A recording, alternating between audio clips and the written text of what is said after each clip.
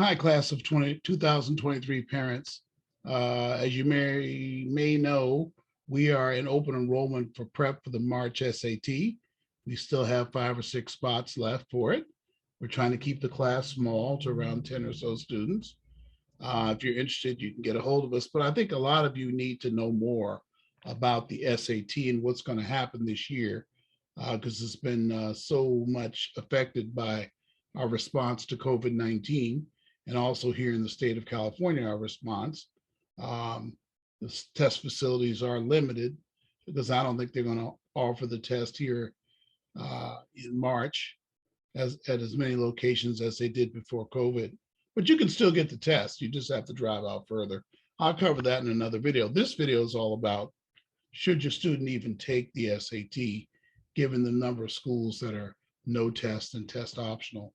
And I'll try to get some perspective on that in today's discussion, okay?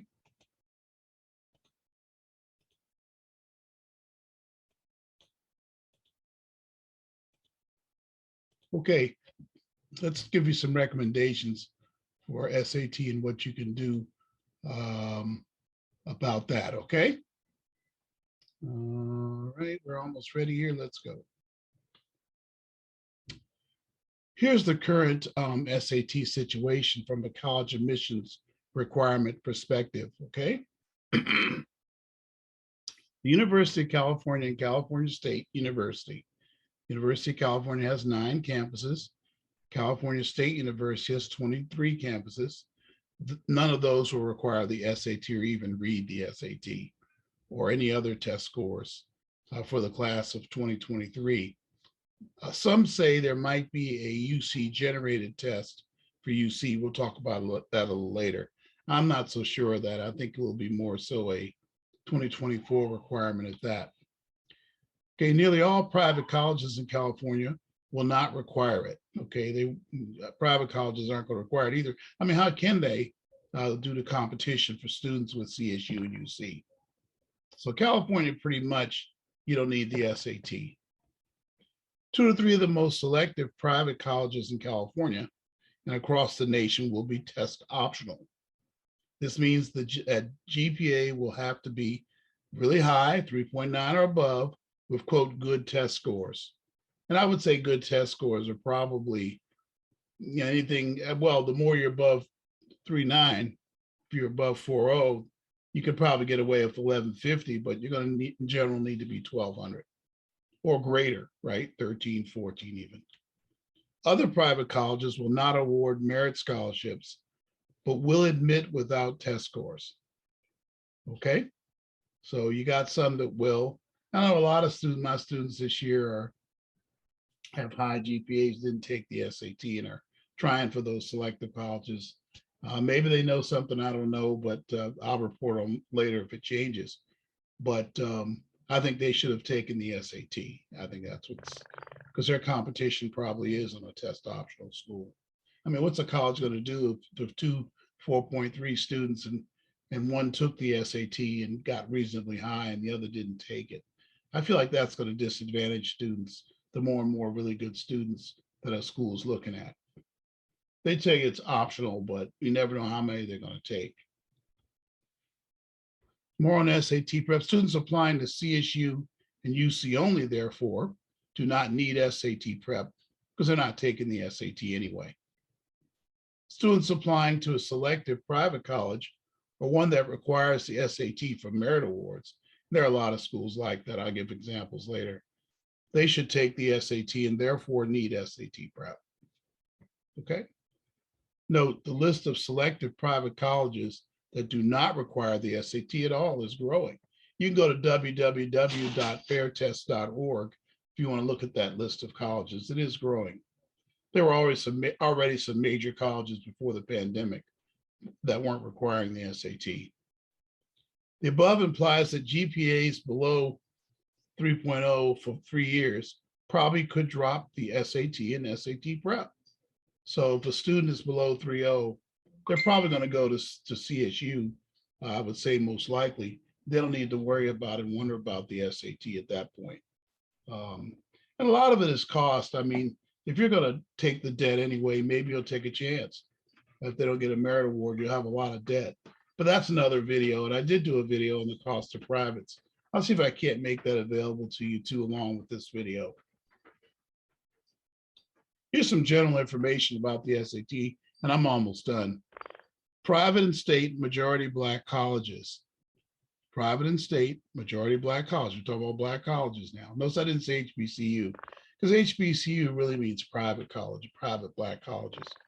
So private and state majority Black colleges require the SAT scores in order to determine merit award, but not admission. Okay, significant merit awards are typical for GPAs of 3.8 or above. Okay, so you need to have high grades and you need to take the SAT in order to get it from a Black school. So if you're planning on going to Black school, if you don't really care about the debt, you're going to do it anyway, then you don't have to worry about the SAT. They'll probably admit you if you have good grades. But on the other hand, if you do care about cost, they need to take the SAT. Test optional means that now what does test optional mean? Now, I think you kind of get it, but let me make sure I'm clear. Test optional means take the test if you want to get admitted the most affordably as you can to a school, but maybe not affordably for your budget either way. So there's always that problem. Depending on your GPA and the financial aid policy of the college, that's also a factor in whether it will be affordable. I don't want to get too much into that in this video, but basically take the SAT up and the SAT prep. And you should take it early. You should take it at least twice. I would take the March. If you can't take it in March, then take it in June, then take it again in the fall. And some of you may even take it a third time. I don't know. I'm not too sure. Depends on your situation. Certainly, if I have athletes who are out of season, you should start now and take the SAT. How about UC? How are they going to determine admission? That's a pretty good question, because they struggled with that last year. They didn't admit a lot of high GPA students because it turns out they were very dependent on the SAT to make that determination. And now without the SAT, and they're taking the top 10% of students, often the GPAs are going to be about the same. Because usually in high schools, the top 10% are always 3.8 to 4.0 or 4.0 and above in some schools, and they're all the same. So, UC, University of California, struggle with making that determination. So they may add their own test for class of 2023 or 24. I don't foresee it for 23. I'll keep you informed. You probably hear it in the news. If they do, it'll be their own test, right? They make you take it after you apply to the school. But I think 2024 and 25 are probably realistically looking at that more so. So they're really struggling with how to admit students. If they do not have test data, then here's how I think UC is going to do it. Course difficulty and your record in those courses. The course mixture, what kind of courses have you taken? The essay, that's going to be huge. The essays is quality. Good writing and review will be very important. And unfortunately, come out of this pandemic, the writing I saw this year and last year a little bit, but definitely this year, the writing is just not as good as it's been. It's actually the worst I've ever seen it. It's not terrible.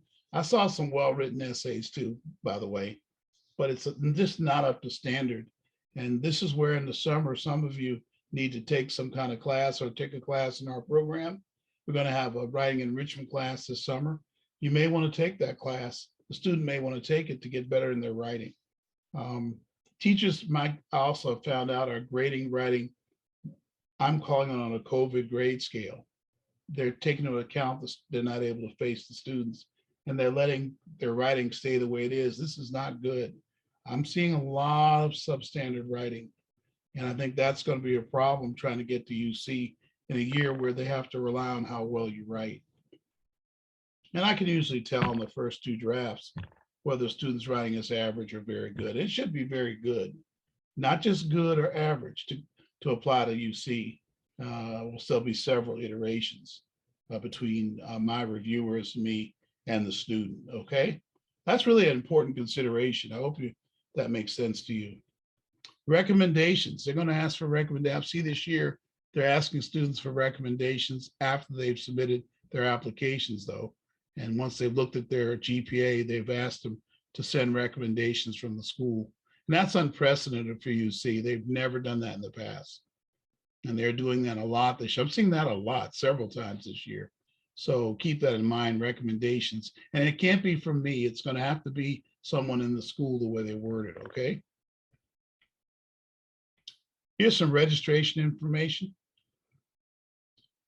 Our SAT, I should say prep, SAT prep, I'm sorry. It's Princeton Review based, and Princeton Review is known by most to be the best test preparation methodology. I'm certified, and I have 3 other certified teachers. I'm double certified. Actually, I've been doing it for 9 years. I have 2 other teachers who've been doing it for 5 and 6 years. Open enrollment for SAT prep for the March 22 test. I think it's March 10th. Prep is in February mostly. We've already had some signups. Class is moving along. You need to think about it. Don't let it linger out there too long. The cost is $140 to $260 for a $2,300 prep class, depending on what high school that your student attends. We have different agreements with different high schools, or different agreements we've stated to Princeton Review we would do for certain high schools. You just have to get a hold of me and find out. I'll show you how to get a hold of me at the end one more time. There's limited spots. It's an online classroom. It's not in person. At this point, we're not getting in person with people because of the latest Omicron variant. But I think we will be by the time we get to June. I think we're probably moving toward an endemic right now. You can go to www.westa-eep.org and go to the SAT page. You have to go along the top to college to go to SAT, and you can register your child. You can fill out a form, and we'll get right back to you. My assistant, Christina, will send you an email with instructions, and we'll show you how to pay and all that.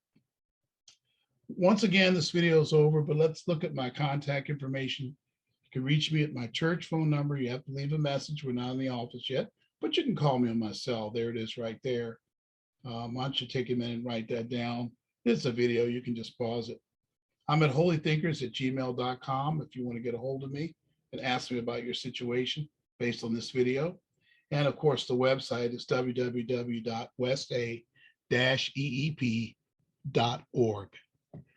Okay. All right. I hope to hear from you soon, parents. I hope that I can help you with your student with preparing for the SAT. Thank you much. Bye-bye now.